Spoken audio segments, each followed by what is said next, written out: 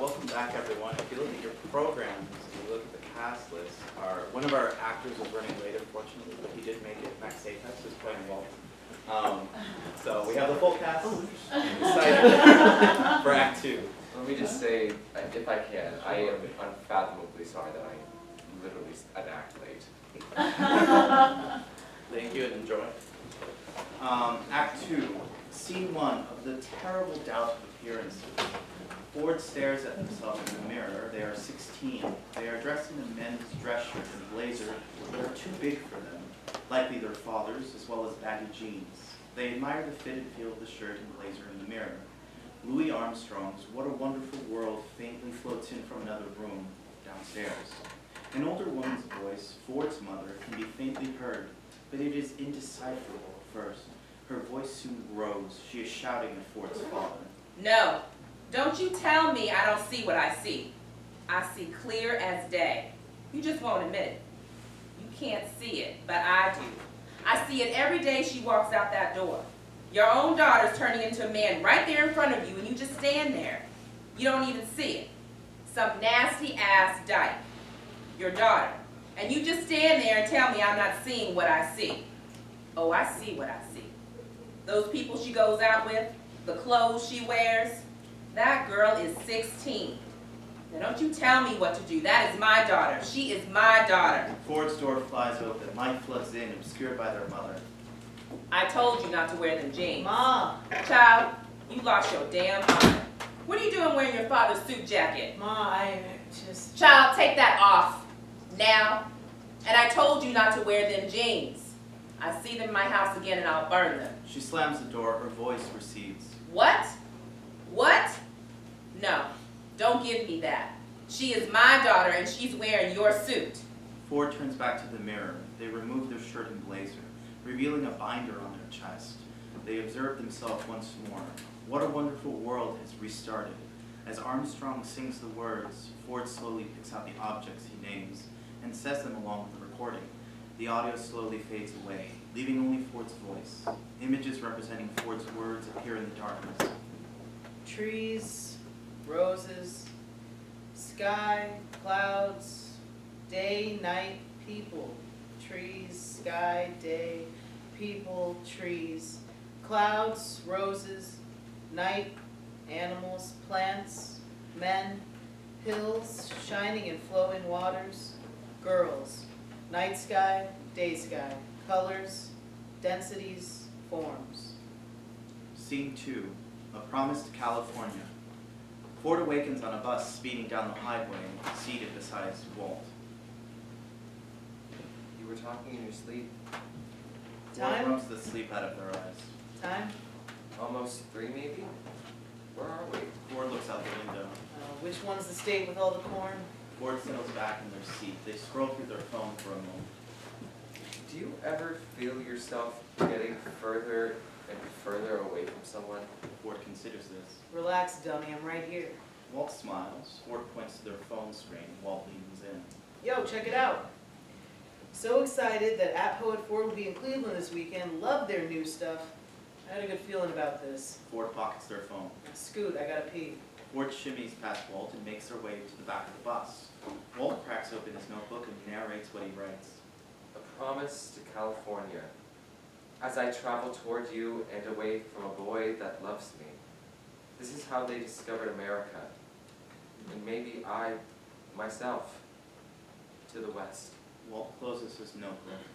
Interlude A, When I Peruse the Conquered Fame, Part 1.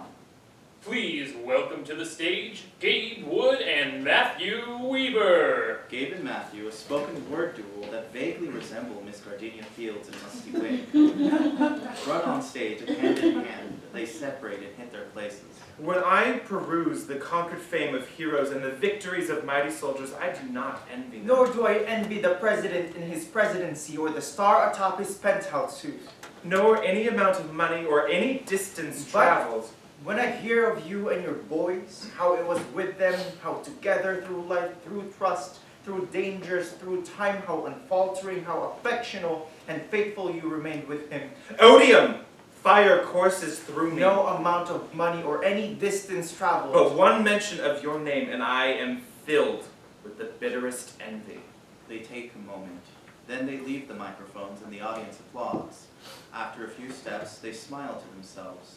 Matthew hastily kisses Gabe as they descend the stage. Scene 3, When I Peruse The Conquered Fame, Part 2. After the show, in a corner of the venue, Walt is speaking with Gabe and Matthew. Gabe is excited to talk about their poetry. Matthew is resting against Gabe, preoccupied with his phone. I really liked the rhythm, though. It was really, I don't know, musical, I guess? You guys were awesome too. Oh, hey, thanks. How long have you been performing together? Well, how long have we been doing groups, babe? A year? Longer. Gabe, can we get out of here? The smoke is making me claustrophobic. Gabe kisses Matthew's forehead. Well, we should probably get going. It was great to meet you, Walt. The couple walks off in each other's arms, infatuated with one another. Walt watches them go for a few seconds, growing more and more irritated and bitter. He hastily walks away, filled with envy. Scene 4, That Shadow My Likeness. A motel room in Chicago. Walt and Ford are on either side of the room. Walt is occupied with his phone, while Ford observes a map on the floor. I still don't get Twitter, like, at all. Yeah, all you do is retweet me, which, like, I appreciate the promo, but, I don't get technology. yeah, you're a 60-year-old man, Walt. I love you, but that's the truth. A familiar notification ringtone rings from Walt's phone. That's not Twitter. Walt blushes. Sure it is.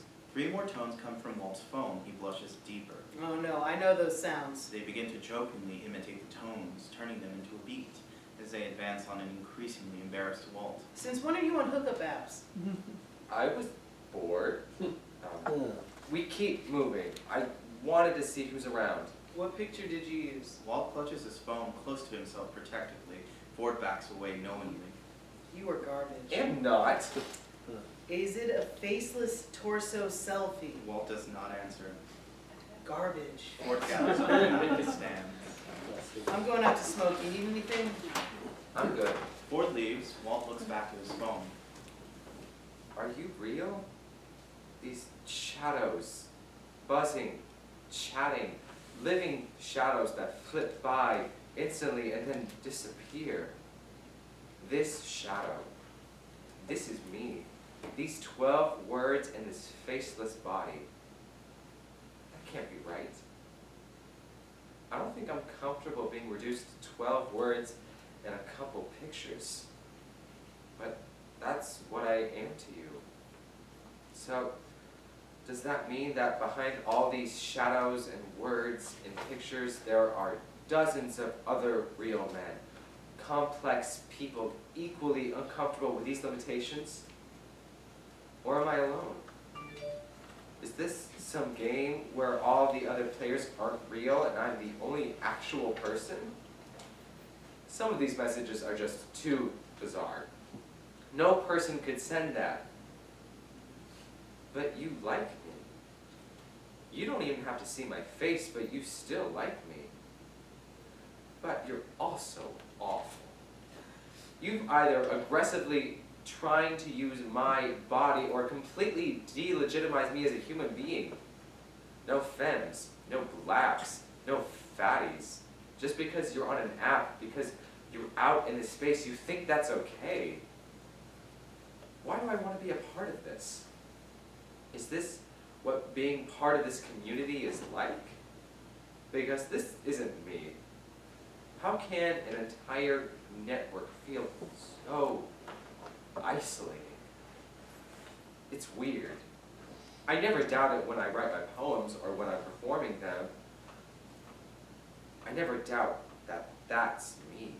His phone tweets. He changes windows to check the notification, and his face falls into utter shock, dismay, and confusion. Mom? Scene 5. What think you I take my pen in hand? Inside a large party in a frat house, loud bass heavy pop beats blast. Walt stands stranded with a solo cup in hand, looking around. Gabe enters enthusiastically, also with a solo cup. Walt, how are you? Great! This is so college. It is a college. But like college. Like red solo cups and all. I'm So glad you made it. Where's Ford? They're outside with a bunch of guys smoking. You don't smoke? Walt tries to come up with an excuse, but Gabe rushes in. I don't really either. I get super hungry and annoyed when I'm high. Is Matthew here? Gabe points him off stage. Walt sees him, both impressed and disturbed. Dancing. I don't really like to dance. An awkward lull in the conversation. Are you having fun? Yeah. I've never been to a frat before. I didn't think it'd be so gay. Oh, yeah, there's a lot of queer people here tonight. This isn't even the gay frat. You guys have a gay frat? Yeah, well, it's not like officially, but everyone thinks of it that way. So are you and Matthew Oh, in we're it? not in it. Walt sips his drink. Seems like a lot of gay people for one school. I guess. Campus is super accepting, so I think a lot of people feel safe to come out here. And we have a pretty active LGBT community on campus. I'm actually the B. The B? Bi. I'm bi. Oh! I didn't know guys could be bi. Well, why not? No reason. Sorry, I don't know why I said that. That sounds so dumb. Your minor embarrassment is safe with me. I actually thought I was totally straight before I met Matt. How did you two meet? Crew. He was a coxswain for the lightweight team freshman year. That's the guy who like steers and yells stuff at the other rowers. He was the one who got me into poetry. Cool. Yeah, we started doing it together and yeah, I don't know.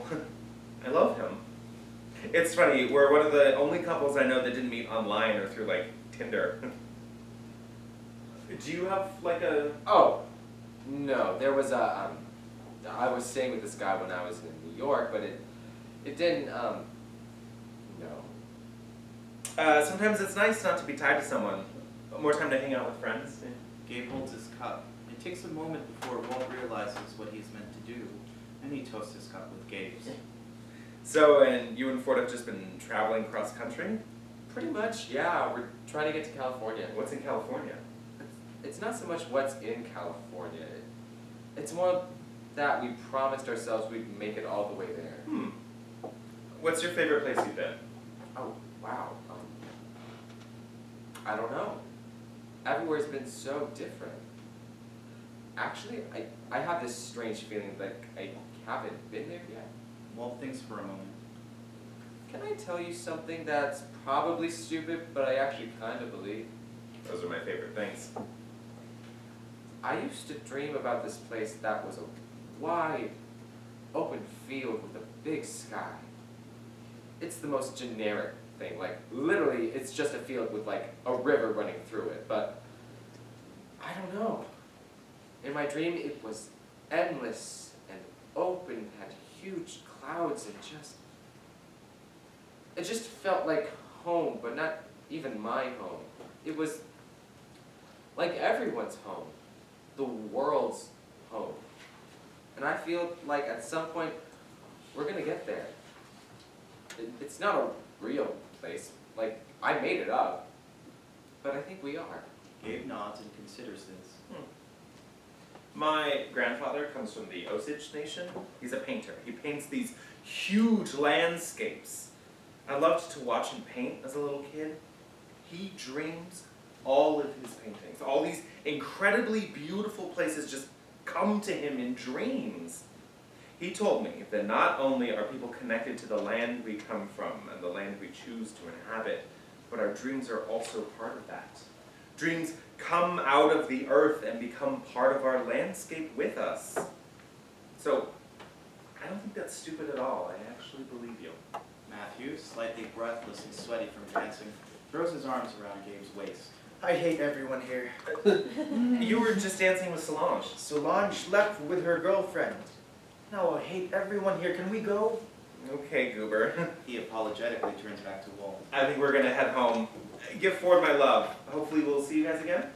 Walt nods, Gabe smiles, Matthew sneers disinterestedly, and both exit. Walt watches as they leave.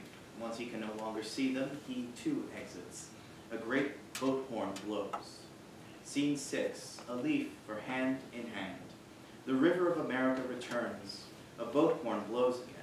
Ford sits on a riverboat gliding down the river. They are seated behind two men. obviously a couple trying to pass as straight friends. One has a paper bag of beignets. Walt enters pocketing his phone. One of the men silently asks the other for a beignet. The other tears one in half and gives it to their partner. Their arms brush. They try to mask their giddy attraction. Where'd you go?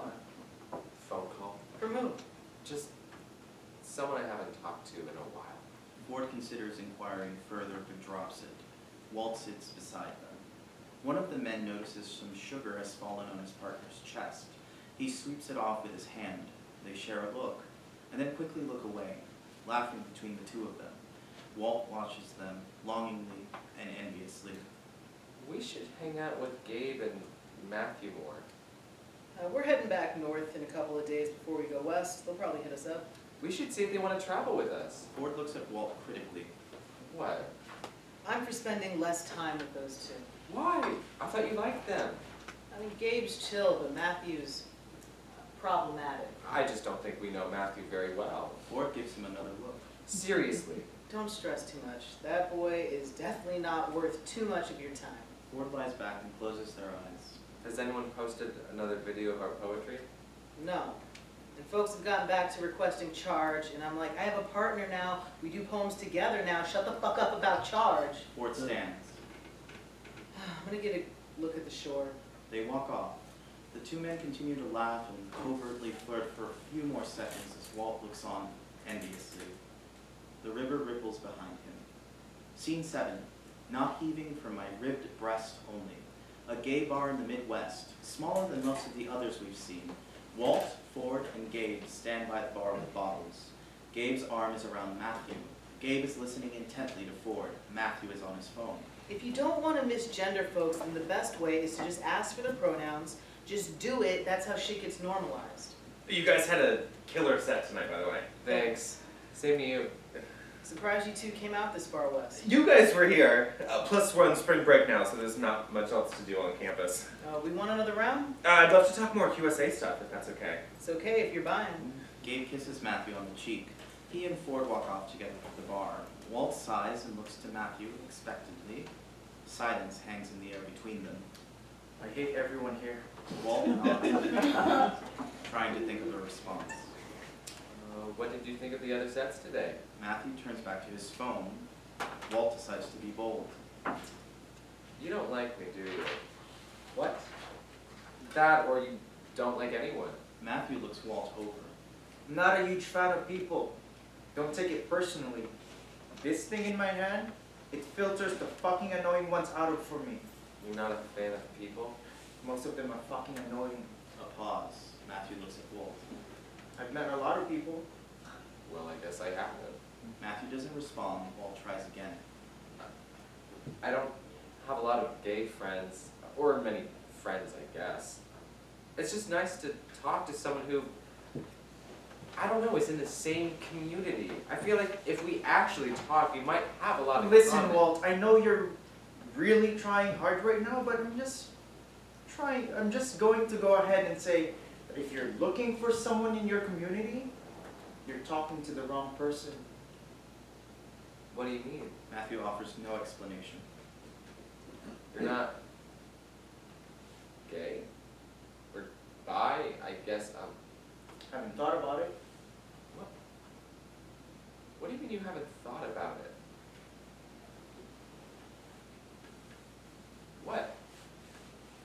It's not like I do any work for the community or whatever. I've only ever dated Gabe, and I don't plan on being with anyone else. So I haven't thought about it. Doesn't really matter. But doesn't anyone ask? No. People either see me or see me and Gabe, and they decide for themselves. Besides, I hate people anyway. So the fuck do I care about what anyone thinks? I just do me. I don't need to stick myself into some bullshit box. And you know what? I honestly get on my fucking nerves when these skinny twinks complain about how hard it is to be gay. It's like, shut the fuck up. This is America in 2015. I'm not fucking oppressed, okay? You're Glee. There's no community. No one needs one. The only reason QSA or the Spectrum Center still exists is so guys who are too shy for Grindr can find a boyfriend. And I hate it.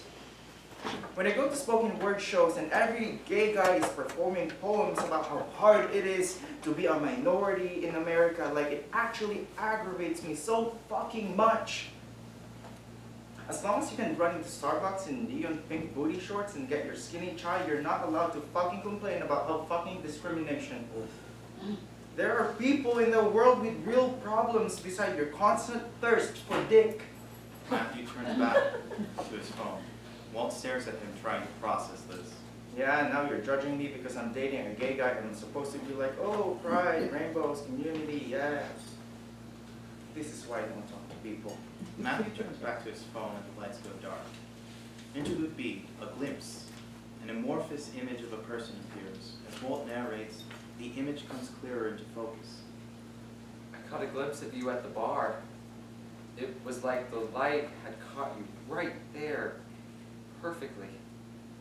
The crowd parted perfectly so that I could see past the bar and the drinks and the people, all those guys who just got off work and the people on their way somewhere later that night. And I was all the way in the corner, but I swear, over all the noise and drinking and laughter, I could hear your voice saying something serious, but good serious. I swear it was you. The image is now completely clear. A boy who looks similar to, but is certainly not Peter, among the crowd of others. I don't know why I keep writing to you. I miss you, and I can't get you out of my head. I honestly think I am being punished. I fantasize. Sometimes I fantasize about holding your hand quietly, really loud in a crowded room. Fucking stupid. Scene 10. When I heard at the close of day, the cheap motel room, Walt is completely immersed in his phone. Ford speaks on the phone animatedly. Their Louisiana accent is more prominent than usual. A few stacks of dollar bills are laid out on the floor. What? Oh, come. Ain't nothing unnatural about a boy crying. No, it ain't. Everybody does that. Now, I thought you were making all the boys cry down there. Lord laughs. They listen and their face becomes sober. No. I don't want to talk to them. Either of them. Well, okay, that's fine. Yeah, sure, glad Ma and Daddy are doing well. Still not going to talk to them on the phone. But if you wouldn't mind sending some cash my way, we're going to need it in Cali. Okay, sure, but give your cousin a kiss goodbye first. They hang up and finger the stacks of cash on the ground. I ain't gonna lie to you, Walt. We'll see if we can sneak onto a few more buses, maybe score some free lunches, but once we get to California, it'll be rough. You don't got any aunties in Bel Air, do you? I'm about that fresh Prince living, you feel me? What? Huh? Are you talking to me? What are you looking at? Nothing. Let me see your phone. They step forward and Walt hides his phone, holding it to his chest. Are you messaging someone? No. Is he cute? Show me, I wanna see him. Ford playfully grabs for Walt's phone. Walt desperately tries to keep it away from them. Ford successfully grabs it away from him and eagerly looks at the screen. When they see it, their face drops. No, Ford, it's not an app. I'm not looking at Camp anyone. St. Anthony, Walt? What the fuck is this? Walt stands silently. Walt, why are you looking at the website for a gay conversion camp? Walt says nothing. Walt, please tell me this is a troll or research or My something. mom found me. Pause. She saw one of those videos of us. Then she was able to find my Twitter and message me, and she apologized. She sent me this long message about how she was wrong and God had made a path for me like everybody else, and no mother should abandon her son when his path reaches a No difficult good part. mother would abandon a child. And she asked me to call her, so I did. You called your mom? Yeah, it was good, I think. Were you ever gonna tell me that you called your fucking mom? Pause. So, what did she say? Ford, she said that I could come home. Why would you even want to go back? You're the one who said that I should be on the internet, okay? She never would have found me if I just stayed offline. What was I supposed to do? She's my mom. She said I could come back as long as I see this therapist. So I looked him up, and he's the director of this camp. Well, you're not going to do it. You're not actually thinking of going through. Walt, this guy's just some homophobic But it means monster. I can go home. Walt, this dude's gonna fill your head with bullshit and lies about how you're broken and sick, and homosexuality is just going to bring you eternal misery and loneliness. Well, maybe he's right, Ford, you know? Maybe I'm not actually a part of any of this. I'm not like Gabe or Matthew. I'm not brave like you. New York was fun, but it was all fake. And ever since we left, all I can think is how lonely I've been since I came out. God, I never even came out. And worst of all, I hurt a really loving, wonderful guy because I couldn't love him. I couldn't. Ford, maybe I am broken. Maybe I'm not meant to love another guy like that. I don't know. And I have never felt worse in my entire life than I do right now. So, and you know, I don't have to believe in anything this guy tells me. I just have to go to therapy sessions for like a few weeks. Maybe it'll be good. Maybe I don't have to go to California to find that missing Walt. piece. No. People like this guy are professionally trained to break you down and hurt you, to make you believe in the lies they're telling. You ran away, and now you're just gonna ignore the fact that those people, these monsters and bigots You and... don't know those people, okay? Those people, those monsters, they're my family. You checked out, okay? You just cut your parents out of your life, and that was it. Maybe I don't want to do that, you know? Maybe I'm trying to be a good son by making some sacrifices. And we can still write poetry together. I would just have to be... We cannot write together anymore. What? I mean, if this is what you want, gonna get yourself some conversion therapy thinking it's worth anything more than horse shit. If you're gonna refuse to see the reality that your parents are Ford, this bigots, isn't like you then I and your don't know family. how we're supposed My to parents and I create didn't disagree on my politics. It isn't something more personal. politics. The fuck does that mean? An awkward pause. You know, in charge, you say that they didn't agree that gender, like how you say that gender is a bullshit societal construct and you opt out, that they didn't even like understand trans Well, masculine. my transness is not a political statement. No, but you did like choose it. You know, fuck you, you fucking self-hating queer. They storm out of the room. Scene 11, roots and leaves themselves alone. Matthew's voice speaks alone in the darkness. He speaks with a strange affect, as if playing a newscaster. There is a concern about homosexuals in society and their increasing visibility. We discovered that most Americans believe that homosexuals are more detrimental to society than adultery, abortion, or prostitution. Lights come up on Matthew, who sits in an armchair across from Walt, as if to interview him. As is often the case in dreams, both have taken on personalities not their own. Matthew echoes the words of a 1960s CBS News anchor. Homosexuality has numerous medical, legal, and social aspects, but first and foremost, it is a human condition. Matthew turns to Walt, who also embodies another. Now, I know myself from my own standpoint, and speaking of other people, I know that the innermost aspect of a person's personality is his sexual orientation. And I don't imagine that anyone, homosexual or heterosexual, would be willing to give that up. What do you think caused your homosexuality? Have you thought about it? I have thought about it, but it really doesn't concern me very much. If I had blonde hair, I imagine I wouldn't worry about what genes or chromosomes caused my blonde hair, or if I had brown eyes. My homosexuality to me is very much in the same category. I feel no more guilt about my homosexuality or about my sexual orientation than a person with blonde hair or dark skin or light skin would feel about what they had. Do your parents know? Yes, I told my parents myself when I was 14 years old. I feel in many ways that I've been very lucky to have such a warm and understanding family. They know about my homosexuality, and they've accepted me as a person. And I believe that that is very important. They don't think of me as some kind of creature. Now, it's very interesting you say that, Walt, because that is not, in fact, what really happened. Well, how do you mean? You did not tell your parents about your homosexuality when you were 14 years old. At the age of 17, your mother discovered an intimate text conversation that you'd been having with an older boy from your high school named Peter. Isn't that correct? When you came home that night, your parents screamed that you were going to hell, that you were damned in the eyes of God, and they kicked you out of the house. Isn't that what happened? Perhaps, but I'm not Walt.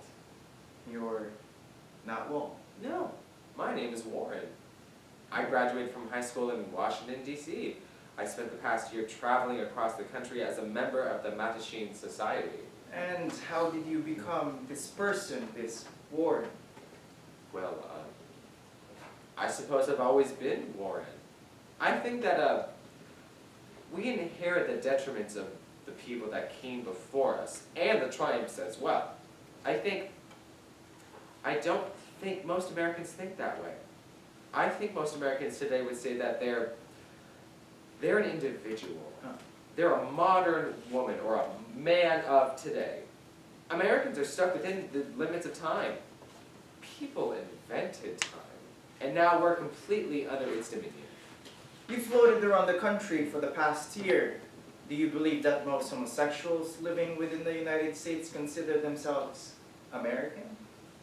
Whether anyone likes it or not, we are Americans, and we're connected to every other American in that way. But I believe there's more than that. This country, this land we live on, America, we're connected to it, and that's also how we are connected to one another. Time doesn't matter. There's that connection that crosses time, land, and similarly identity.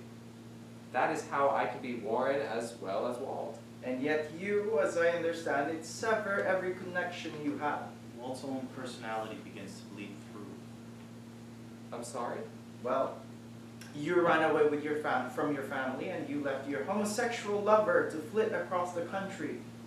You have no friends, either because they're either not willing or you insult their very existence, as was the case with your travel partner. But that wasn't my fault. Would you say that most homosexuals are friendless and lack the ability to love or foster human condition? I don't think that's fair to say. It is not uncommon for individuals with untreated mental disorders to experience isolation or to exhibit extreme antisocial behaviors. Oh, this interview is over. Walt stands to leave. Interview. Walt, this is our first session. Session? Therapy, Walt. You're here because you want to get better. I didn't realize Sit that. down, Walt. Walt sits lost. Like many other disorders,